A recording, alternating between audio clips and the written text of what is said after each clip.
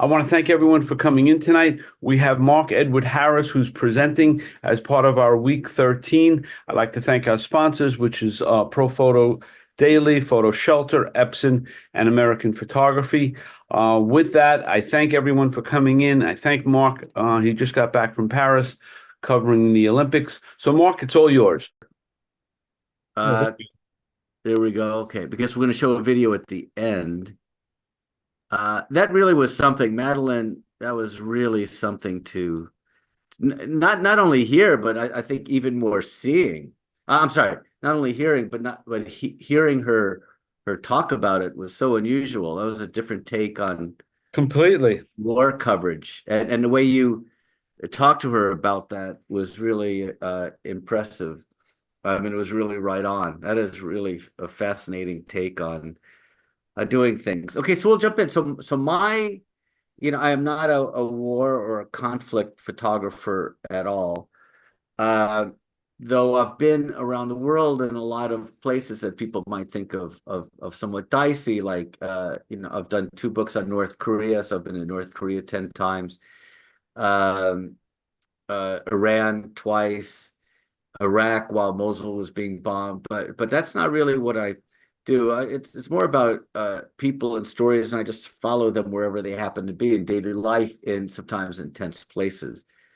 And so my journey with Ukraine starts in a very unusual place, and I don't know how many other people's journeys started here. And so, Frank, do you have any concept of why I would start in Beijing with coverage of Ukraine? Does that I'm putting you on the spot a little bit. Well, that's all right. That's fine. I mean, I could mute you at any time and just say, we lost connection. But no, that's fine. I would think that you're probably bringing it up because it was a COVID Olympics, and there Yeah. was controversy with the Russians being able to compete as the Russians. Is that where you're going? Well, you're pretty much right there. Now, this right. You're pretty much right there. So what happened is we got through the Olympics, and because of COVID, I stayed. It was going to be too difficult to fly in and out from the Olympics and then back for the Paralympics. I stayed. But what happened is, and there had been a meeting between the heads of China and Russia, Putin and Xi, and the war started right at the beginning of the Paralympics. And so that I was in Beijing when the war broke out, and all of a sudden the Paralympians that were in the camp at the Paralympic camp, there was a lot of stuff going back and forth between the different organizations, and a lot of organizations, would say we are not going to compete alongside the Russians and Belarusians because they were supporting the Russians. And so at first, the Paralympic Committee said, we are going to uh, let the Russian athletes and Paralympian athletes and the Belarusian athletes compete. And then a lot of the other teams said, no, we're going to leave. Okay, you're going to do that, we're going to leave. And so here's one of the meetings that they had, and this gentleman's holding up a sign of, and this is the first days of the war, and he's holding up a picture of an athlete that had been killed a couple of days earlier. So this is right at the beginning, and this is the discussion. And so then the Paralympic Committee decided to actually kick out the Russians and the Belarusians from the Paralympics. And so that's how the whole thing started. And of course, so my coverage of this started then as well, because all of a sudden, for Zuma Press, it's like, okay, well, make sure you start covering anything that has to do with Ukraine. And I started covering a lot of at the opening ceremonies of the Paralympics, the Ukrainians marched in. And amazingly enough, at the very beginning, there were some, unlike Tokyo, there were a number of people allowed in, even though you couldn't come in from another country. There were a lot of local people, business groups that could come in and watch the Olympics and Paralympics.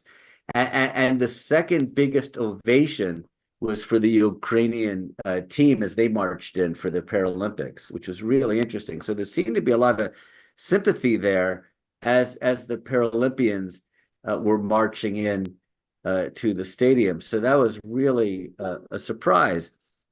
And so then, not that long afterwards, I felt I really wanted to get over into the area and do some coverage. And the first time was for actually a travel magazine that was asking a travel trade publication about how the Ukrainian travel industry was going to support the war. And so what the Ukrainian travel industry did was supply buses to ship people to get people out, because remember they were evacuating a lot of cities, so all these tour operators were now shipping people out. So I flew into Moldova.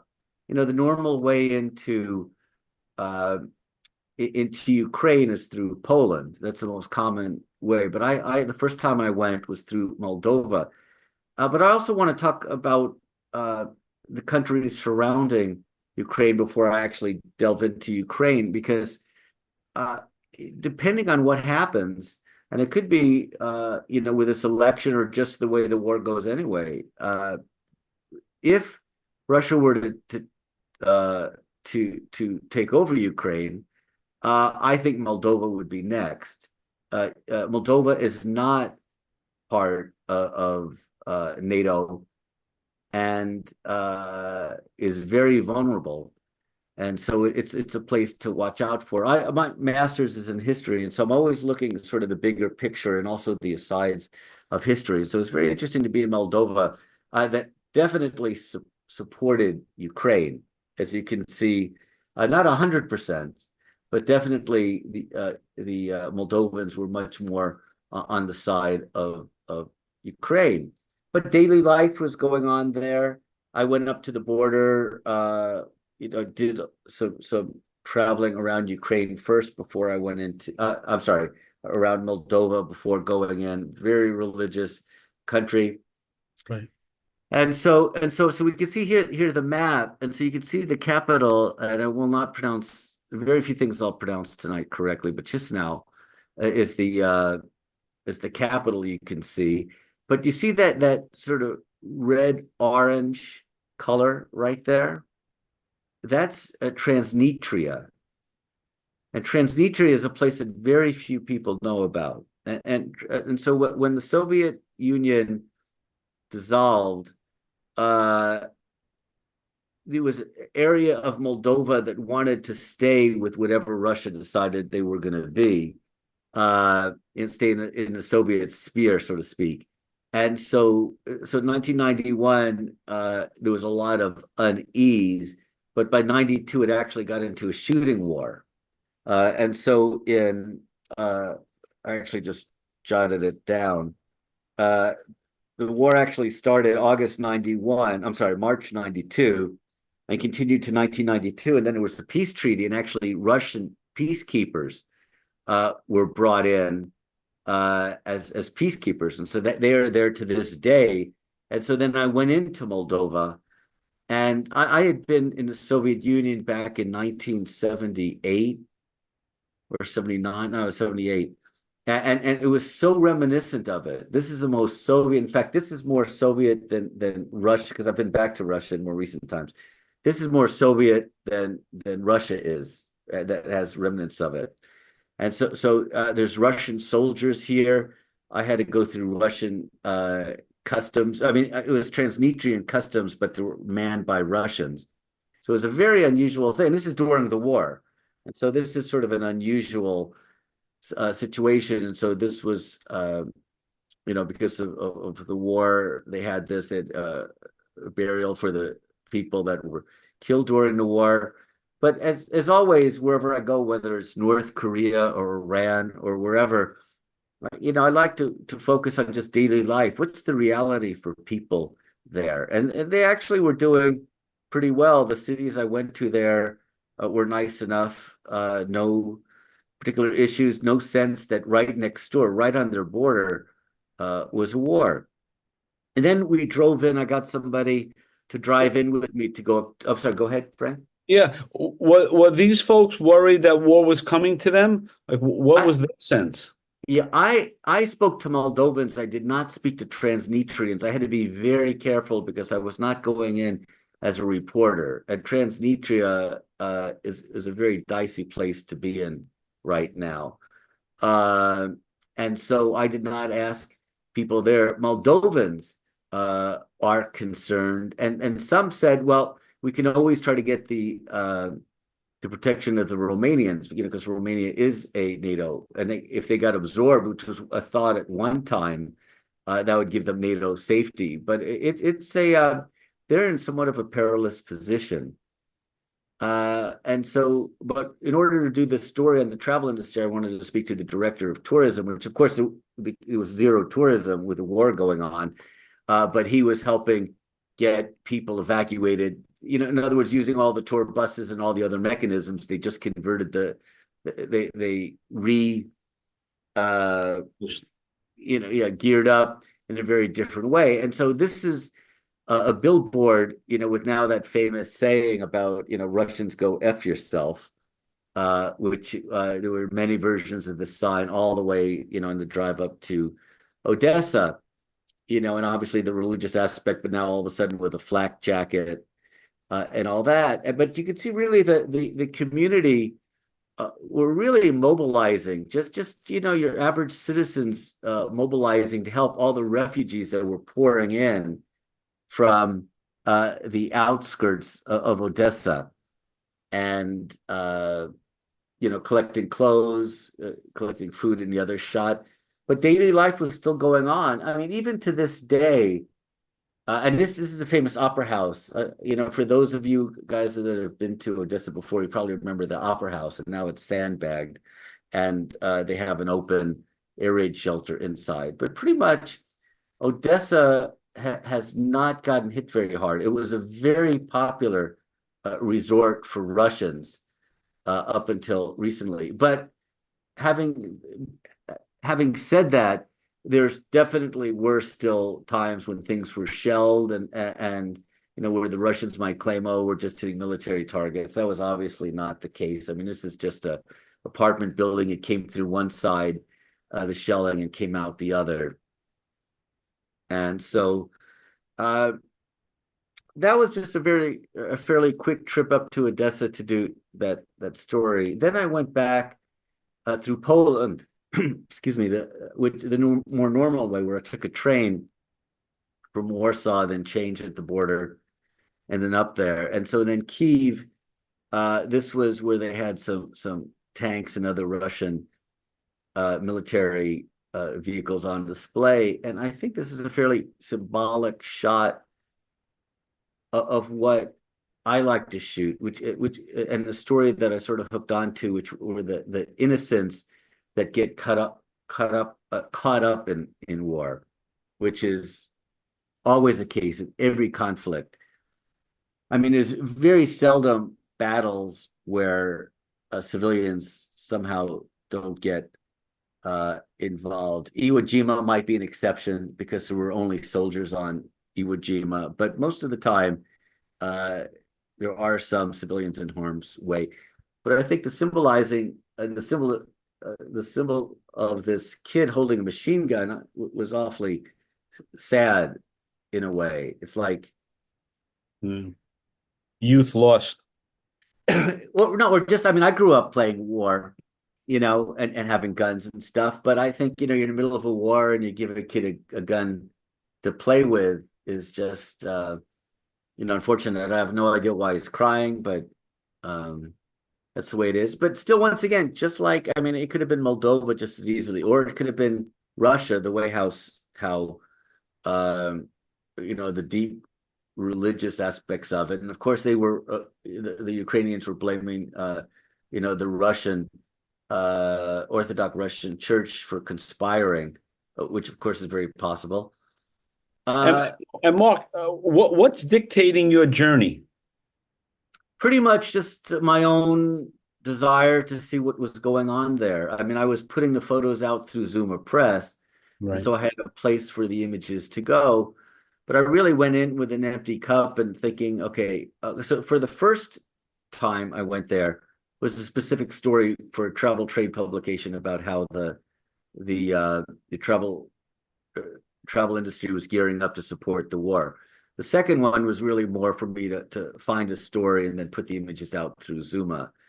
And I ended up, I happen to as many of us do, love animals. So I ended up more focusing in on animal rescue.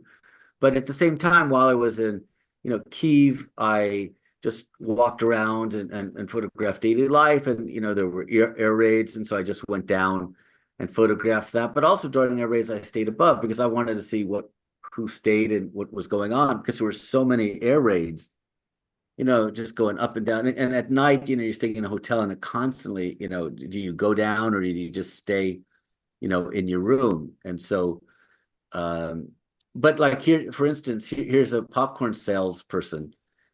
She decided not to go down at a certain point. It's like, okay, the air raid siren's going on, so she doesn't have customers, but she doesn't want to abandon her cart. And so she just stays up there. And so, people really do, and I've heard about this from other photographers that I've interviewed, are really just try to make life work. That's always the case, what I've seen. Now, this might seem very strange because, but this is what my focus was and the way I shot. I did a book a couple of years ago on orangutans that did well. I don't know if anybody who's watching has seen that book, but it did very well. It won the Nature Book of the Year at the IPA Awards. But I did portraits of orangutans, and so I sort of expanded that out and decided to donate, shooting portraits to help the different people helping animals if they could use the photos for fundraising. And so this is at a zoo called the 12th Month Zoo outside of Kiev, and photographed one of their animals and did the same thing. This is also at that same zoo outside Kiev. And this is in Kiev at the Kiev Zoo. Now, the Kiev Zoo got directly hit, and I should have brought some shrapnel down I have it upstairs, this huge piece of metal. The zoo was hit, and while we were there shooting, we had to go into the air raid shelter because it was, yet another air raid. But yeah, like gorillas are extremely smart. There's 5 great apes, gorillas being one of them. Very sensitive, very aware. They get traumatized by, excuse me, by the sounds and the disturbances of any routine. And so you really never know 100% how they feel. There was an elephant that every time he would hear the air raid siren would run into his shelter, and the person in charge of the elephant area would sleep there with him, gave up his house pretty much, and just and maybe to this day is continuing to do that. And they were giving huge tranquilizers to the elephant because he was so distraught from the sounds. And these are some of the people, I mean, doing, and they were getting a lot of animals from the east. So in other words, as everybody was sort of flooding west, from the battle regions, some of the animals, and then some of these animals, obviously this is not a raccoon is not a typical zoo animal, but somebody had picked it up, and so they were taking care of it at the zoo. And this is a doctor who also runs a bear sanctuary outside of Kiev, and this is one of the bears there. I went out and then visited that bear sanctuary. I mean, people doing just great work and trying to help, in a very difficult situation. And a lot of the animals were shipped out to zoos in Germany and other places. Some are just shipped from the east to Kiev and to Lviv and other places more out of harm's way.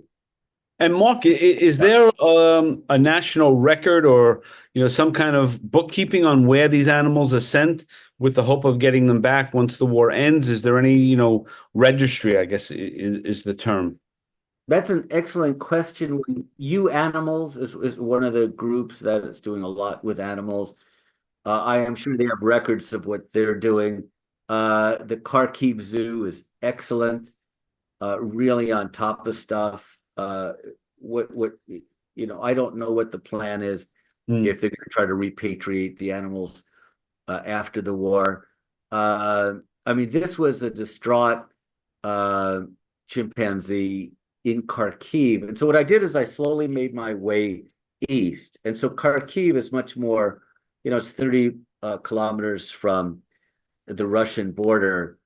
Uh, it's gotten hit a number of times, as of course uh, uh, Kiev and other areas, but the Kharkiv Zoo really became sort of a front line for animals there, and so I went there first, photograph their animals, and so this sort of ties into my work with the orangutan. A lot of these animals were brought from the Feldman uh, ecological park.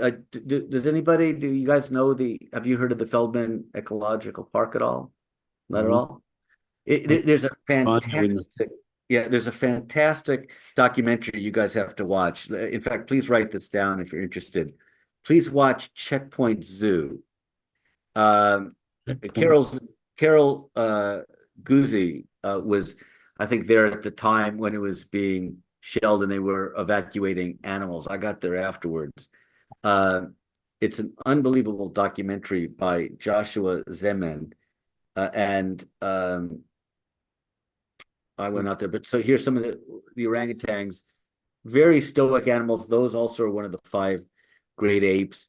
There's an amazing backstory. This is outside. The zoo is closed, obviously. You can't have kids, walking around, at this time.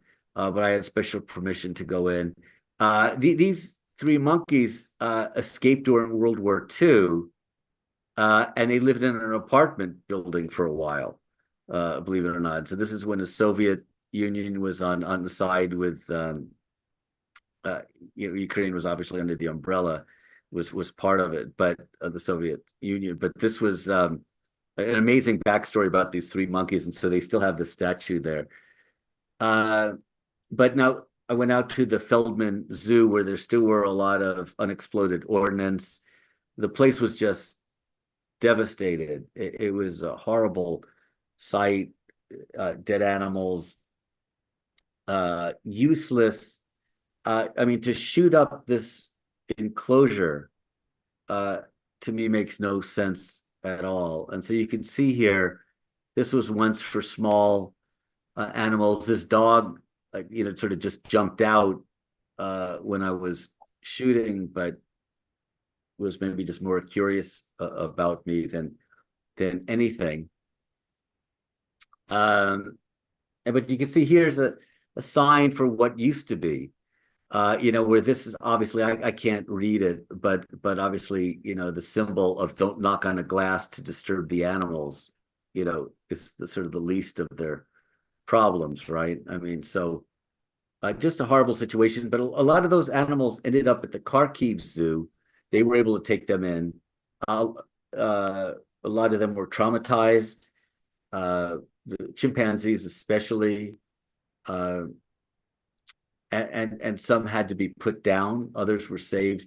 But as I said, this documentary, Checkpoint Zoo, will really go in depth about that. Really an amazing one. And And so, Mark, yeah, how long were you working on this trail with the animals? I spent about almost 3 weeks the second trip Okay. there.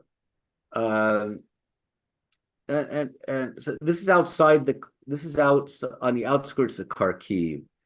And once again, it really, I think, shows, I mean, the symbolism about the innocence being, I ended up with some features about the innocence of war. I mean, I have no clue what happened to the owner of this Barbie. In fact, Spin Magazine did a double-page spread with this and a story about it, this current issue. But I mean, this is, you talk about, the Putin's always saying, oh, we just target military targets. This was a gigantic apartment complex, and so what you're seeing in the background is just a quarter of the whole thing, and the whole place was just blown away. It was on the front lines. This is the closest major development to um, Kharkiv. It's on the outskirts, but very close to the Russian border. And you couldn't hear birds. You heard nothing. Occasionally, you would hear some explosions in the distance, but it was just this deadly silence. So Mark, Yeah. yeah. So are you coming up with the stories and then pitching the stories to Zoomer, and they're going after outlets to get these stories produced, or are they giving you storylines and go after it? How do you? I mean, because obviously you're a seasoned pro, and you can come up with these ideas. How does that work for you in in a functional way to get Uh, things published? yeah, I simply just filed them and they put them out and they would get Okay, picked up. And then when I got back, I pitched them as stories as well. And so they went out and I mean, they're used all the time, right. like European publications.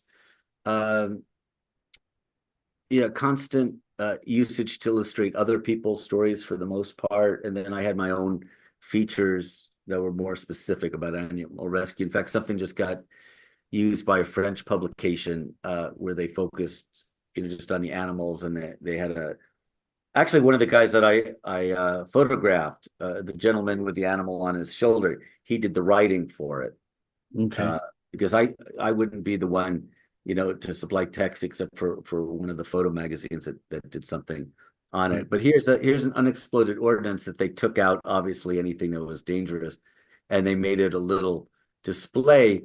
But there's a very famous video of this place in Kharkiv, this government building just getting destroyed, where these cars are going by and all of a sudden it's just blown away. And I remember seeing it on TV, and then a couple of months later just standing right in front of it and putting two and two together, and it was bizarre. And yet people still, that evening I went out to a wine bar because it was sort of the Christmas holidays, and they were making sort of this, I don't know, boysenberry, whatever, this wine, and people were trying to have a good time. And as I said, 30 kilometers away, and the air raid sirens would go off. I mean, just a bizarre thing.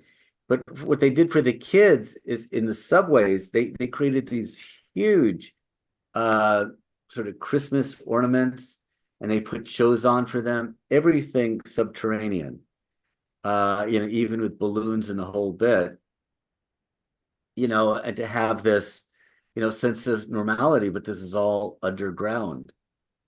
Really. Yeah. But yet in that same subway whole system, the reminder for kids that if you see, something, it's not a toy, it's dangerous. And so this, boy is holding back his sister. And I remember seeing on the Iran-Afghan border, that's the same exact sign with pictures, because for people that were illiterate, this is not for people that are illiterate, but signs that um, don't go here. This is the possibility of what you might step on. And so, as I said, I went out, with people from U Animals when they were delivering, food to people near the front. And then I got to a place that Madeline mentioned, and Madeline's really amazing. I mean, that was so impressive that earlier today. I don't know if she can tune in or not and hear this, but she really was right there. But she mentioned Vovchansk, about that there's going to be a lot of discussion about this town. And so I went out to Vovchansk, and this is still a Soviet era. This is like a Korea War era MiG that's still on display. They didn't take it down; they left it there. But this town, I'm not sure right now if it's actually back in. I looked at images of it earlier today. It's completely destroyed. As the Russians made the move, and now the Ukrainians have gone higher and made their move into Russia. This place is completely destroyed. At the time, there were a lot of shells coming in, but there were still a few people living there. Supposedly, there's still 30 people living there.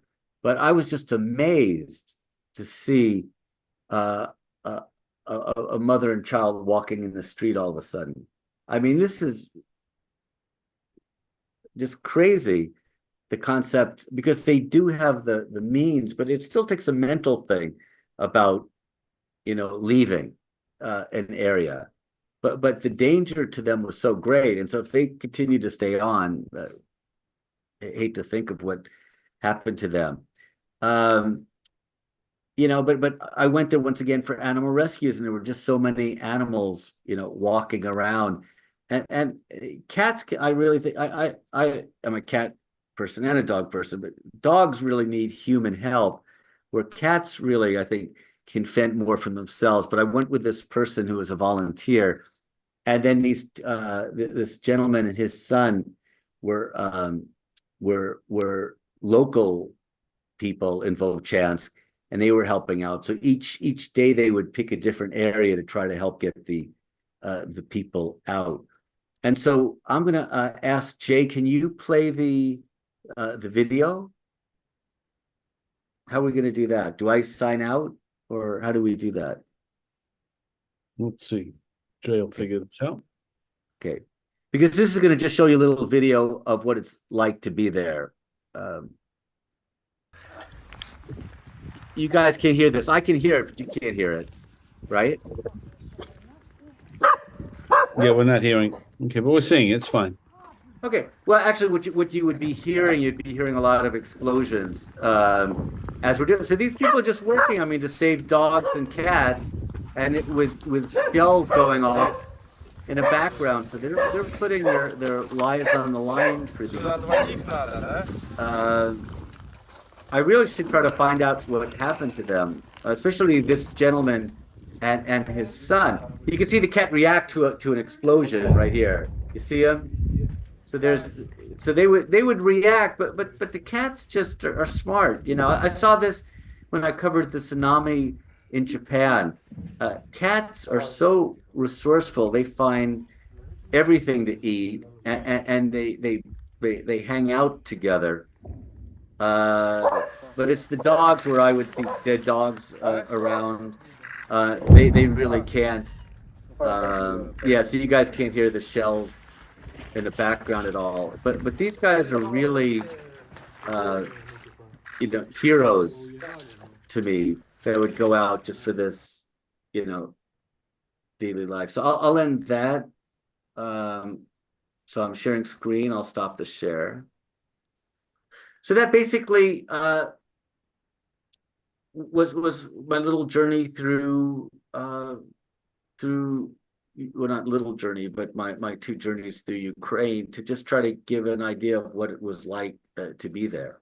Yeah, one of the things that we found with a lot of the presentations, over these 3 years, is how much they care about their animals. Oh yeah. It's like no other place I've seen where, they wouldn't leave without their animals, and their animals made sure they were taken care of.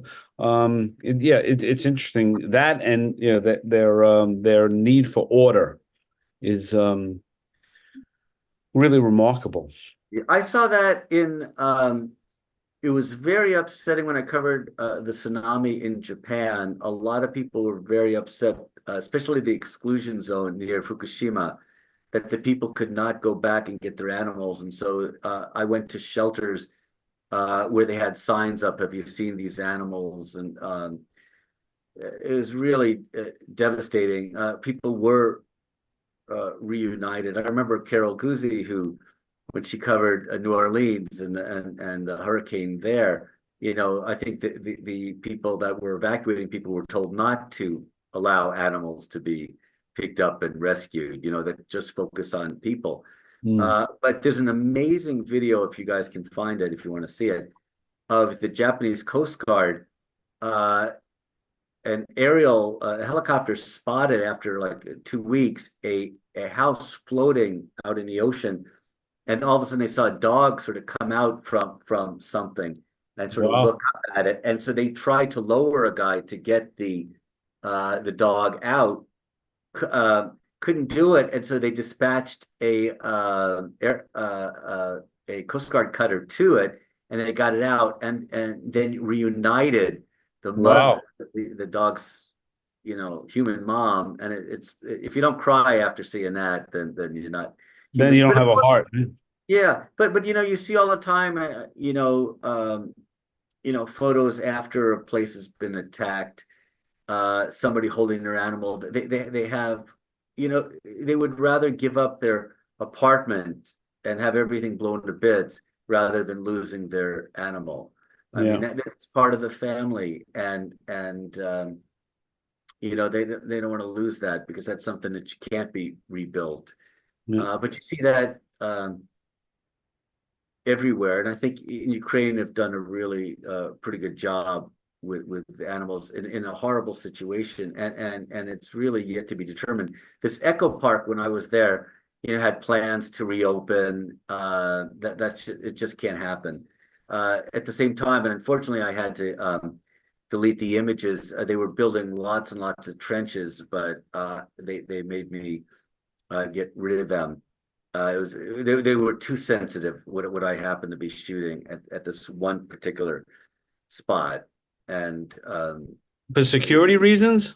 oh, big time. Oh Yeah, so yeah. that goes to part of what Jason was asking earlier about, those types of photographs, they can determine locations. Oh, easily, easily. This was, and I was surprised at the time that they were building them there at this particular spot because it really didn't feel like the war was going that way. But then we see that it has turned around, and I'm sure they're being put to very real use right now. Mm. Uh, it's really impossible to say. And Frank, what's your take? Because you have interviewed so many people that have been right there. You've been so in on this. How do you see this playing out? Well, I mean, I don't think I know any more or less than most people. Where it's all sort of a guessing game. When does Putin stop? I mean, and what does stopping look like? And you know, is our country? I believe our country is committed to for this to run its course, and we have to defend Ukraine. I mean, I mean, certainly I do. I mean, and most of the people I know, there's nothing we shouldn't do or can't do, to help these people. That but to know what it'll be like, I always say, as it relates to Putin, being that he controls all the media, he could just say, mission accomplished. We got rid of the Nazis, whatever bullshit he wants to say to his public, and he'll be a hero, right? It doesn't matter to him because what does he have left now? From a Ukraine standpoint, the infrastructure, is destroyed, and he doesn't have the wherewithal to build it back up. So he could just say, "We won the war, we took care of everything," and leave the Ukrainians alone and let the West rebuild. I mean, Yeah. that's sort of the dream. But will that be the reality? Yeah, I don't know. People who are psychos like this guy, you know, anything is possible. And then with our you just hope our politicians remain committed to doing the right thing. Just keep on supplying them arms, whatever it is. It should be just a blind commitment. But the thing that interests me, I ask a number of photographers, mostly Ukrainian photographers, is if you have a sense of what rebuilding will look like, as far as a government, and with all the challenges they have internally, what will that look like? What will the young people demand of the government, that this, we're not going to go back to where we were, Yeah. with corruption and all those different things. So that's part of the interesting thing. But to know what it'll be, I mean, and it's anyone's guess, what it will be. I just hope that we can remain committed. Yeah, no, I think the rebuilding part will be relatively easy, Oh yeah. uh, because I think that they have grown as a country exponentially Mm. and would be much, much stronger coming out of it. The problem is when and how and if they can come out of it. I mean, that's the thing because Yeah. it could go any direction. I mean, I think that the move into Russia was a very brave move to try to see if they could pull some people out for pressure and other things. But the danger is Putin still has nuclear warheads, and I do think that it's possible, just like if and I think it might be off the table now, but at one time when it thought was maybe to try to get back Crimea, I think that might be a red line where he would use tactical nuclear weapons to say, "Hey, this is as far as I'm going to, go with that." And so I think it's an incredibly complicated, difficult situation, and I don't know how. I don't know if any of the audience, if you guys have, thoughts at all. Yeah, Anya, what do you think? Anya and Mary, I mean, these are, Well, yeah, I don't, sorry, I'm sitting in my car, so I don't know if you can hear me or not. Sorry. Yes, we she's actually can. in a trench. She's in a trench in No, Ukraine. no, no, no. Oh, there you go. So, I mean, it's funny. I've talked to my relatives in Ukraine about it, and I think the challenge is from a rebuilding standpoint specifically, if we're running into these issues for military support, continuing funding for military support, I think hopefully once the war's been won or the invasion's been stopped, I don't know that much funding is going to continue to flow for a rebuild, right? So the one challenge becomes where does the funding for that come from? I do agree that one of the things that will, in fact, hopefully fuel the refunding is, in fact, just the desire for the Ukrainians in Ukraine, as well as those that have left Ukraine, to rebuild the country, right, and to have our own country again. So I think the desire and the interest is that these are not the exodus that's happening here. I'm not going to say holistically, but this is a very different kind of exodus. I kind of equate it to when my parents left during World War II. Many left thinking that they would return. So this is not the economic exodus that happened in the 90s and the early 2000s, where people were leaving for economic reasons with no real interest in returning. Yes, they were going to send money back to help support their family there. These are people who left, some without the fathers, some without their parents, or et cetera. So I do think you'll have the interest on the people. It's just how demoralized, how much of a PTSD suffering will they be uncovering, and where will the funding come? Not to mention that, yes, we're seeing some ugly apartment buildings being bombed, but there are also a number of historical sites that you just can never rebuild. Yeah, but, So, 100% correct. but Anya, don't you think from the West standpoint, all the money that went military and say it's over, it would be, my thinking was now we're going to prove to Putin we're going to rebuild it, the West, or is that too idealistic, you think? I think whether it's idealistic or not, I mean, from what you read in the papers, et cetera, it's not like in other situations, and I'm not criticizing of this, but it's not like buckets of money are being handed to Ukraine, right? Money is being spent here to refurbish ammunition, hopefully to kind of actually create jobs in the US, et cetera, while that's being done to be shipped there. But they're not bags of money being delivered to Ukraine. So I don't know that we would have bags of money, outright delivered there. Now, you could have cadres of volunteers and hopefully some very altruistic organizations that choose to donate that way. I just don't know. Yeah, I just don't know. And who knows what will be going on in the world elsewhere that will require our attention or financial support as well. So, yeah, I think it very much is a wait and see game. And right now we're just hoping that, put it to an end with the right side winning, and then let's see what happens. Yeah. Well, Frank, if I could I do add to think. that, I'm Sure, of sorry. course, please. Please go ahead. No, this is Mary, Frank. If I could just add one point to that, because Anya expressed it very well. I'm concerned that there could be major pushback as far as sending more money to Ukraine. You're beginning to see that already now, saying we should be spending the money to take care of our own people, of our own homeless, of our veterans or whatever. When does this stop? So after sending money to help during this invasion, I hate to call it a war because it's an invasion. After sending whatever money we sent, but after sending the amount of money, as far as rebuilding, I'm a little bit concerned that they'll say, when does it stop? Yeah, no, everything is a real possibility. Yeah, you probably, on some level, I'm sure you're right, Mary.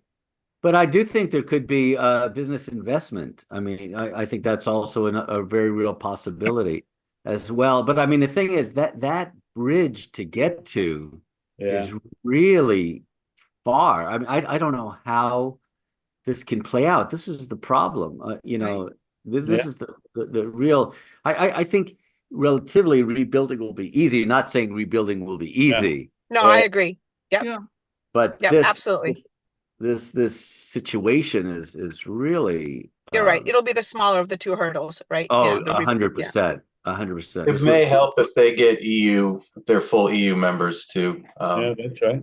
Because then there'll be a willingness to. Right now, you have Poland and who else near the border that can really push the EU agenda. So if they have Ukraine as well, it strengthens that position, and that might bring in investment. But they obviously have to win first. That's the thing. Yeah, that's and how does that look? But that, I think the danger of winning is a tough word. Somehow there's got to be an end to it. Uh, I don't know if the only way is something if Putin goes away, that might Yeah. be the only way. I don't see Right. how him staying in power, he can. I And- mean, go ahead. Oh, no, sorry, I didn't mean to interrupt, Mark. I was going to No, say, in my earlier comment was the wave of people that are coming here now. You still never want to give up your own homeland or your own country, but my mother is actually Mary, the one that was speaking, and clearly she's speaking to you from her home in Mendham, New Jersey, not in Lviv, Ukraine, where she came from. So because Yeah. of the duration of what happened and then the type of government that was established afterwards, specifically the Soviet Union, even though the desire was there to return, logically, that wasn't a place to return to. So For sure. I do worry about the mass exodus of Ukrainians now, depending upon what ends up there, whether it's a fully independent country or partially independent country. If it goes on long enough, people will have established lives here or wherever they may have Somewhere else, run yeah. to. And repatriation may not be as attractive depending upon what they're going back to in terms of life for their children, et cetera. Yeah. That's well said. Wow. Yeah. Yeah. No, this is it's so easy to get into these things and so hard to get out. Yeah. And who knows? So, Mark, are you planning on going back anytime soon? What's in your plans? Well, I just came back from cover. I'm sort of unusual. I don't know if you guys have seen my other work. If you want to see my Instagram, it's just my full name and then photo at the end. So it's Mark Edward Harris photo. And then my website is simply my name, which is markedwardharris.com. Well, my last name isn't .com, so it's markedwardharris.com. Anyway, so next up, I mean, I've got a lot of exhibitions based on my work on the Olympics and Paralympics, and so that's what I've been doing until I finally came back Sunday night, and it was incredible to follow the Olympics, and amazing to think that we've now had another Olympics, and now the war is going on, where the whole project started with the Paralympics just about to start, and now there's been another Paralympics, and we're still in it. I've got 5 more domestic projects I have to do this year already, and then I'm going to have a big exhibition of my Japanese hot spring series, which is antipodal to everything we've been talking about here. And so I have to go back to Japan as well. And then with our friend Sandra Miller, who some of you guys might know, we're teaching a workshop together in United Arab Emirates and Uzbekistan. But definitely, I would love to get back there again. And try to stay focused on stories. I think now I have a clearer picture. There was a weightlifter there who actually I think was a transgender weightlifter, and she was living near the border and Taking care of animals. Yes. Oh, you've heard about her before? Yeah, I don't know if Carol did it or Paula. Okay. One of them had done a story on that person. Oh, really? Okay. See, I had heard about that person. I thought, boy, I'd love to do something with them. But I guess good stories like that, yeah, we all sort of, our ears perk up, because you got to get sort of a hook, otherwise you're You just floating floating around. That was a great story. I'm sorry, I forget who it was. It was either Paula or Carol who did it, and I forget the person's name. But yeah, I have it here for sure, because that was my plan. But that yeah, was early on. I mean, now it could be a whole different type of a story. How many pets? sure. How many animals? For sure. Yeah, I have to say, with all this talk of animals, I look over at my dog, and I treasure that my dear dog, who's getting up in age. Yeah. So, it's yeah, for all those poor people who are losing their pets, it's who've lost their pets, it's sad. So it makes this person a hero taking care of them. All those folks that you were with are heroic for taking Oh, care of their pets. oh, to go in harm's way to do that is really impressive to say the least. And yeah, if you guys had heard the sound on the video, you would have heard what was going on in the background. And they're doing that all the time. I mean, Yeah. I would hear that stuff from Kharkiv, but still your little distance. But in Vovchansk, that was. I hope those people got out. Yeah. All Who of them. knows? Yeah. Well, Yeah. Mark, I mean, I can't thank you enough for coming in and doing this with us and pulling everything together so eloquently for us and to share your insights. We're Thank you, Frank. very, very grateful for all of that. I appreciate that, and thank you everybody for tuning in, and hopefully things will work out, and the year from now, this will be in the past tense. I don't know how that can happen, but all wars do come to an end. That is a simple reality, but just how long it takes and how many people suffer is yet to be determined for sure. Yeah, no, that's right. Yeah. And a great book, I'd say, for everybody. If you really want to read a 130 something page book, is and some of you might have read it already, but Will and Ariel Durant's The Lessons of History is a fantastic book. After they did their history and civilization, they really sort of sum up the human condition and how we get to where we are, and how page 88 in particular is a page you might want to reference when I talk about North Korea, because actually North Korea, the situation, and that's much more up my wheelhouse. I've done 2 books on North Korea. I've been there 10 times. I know it very well. That conflict, not as an active fighting conflict, but a conflict, the guns went silent mostly in 1953, and here we are in 2024, and there's still a DMZ, which is 152 miles long. It separates North and South Korea. There is, somewhat of a detente kind of thing, but these things can go on for a long time. Somehow they have to get resolved, though. Yeah, But and that point that Anya brings up, how many people can come back? How many people want to come back?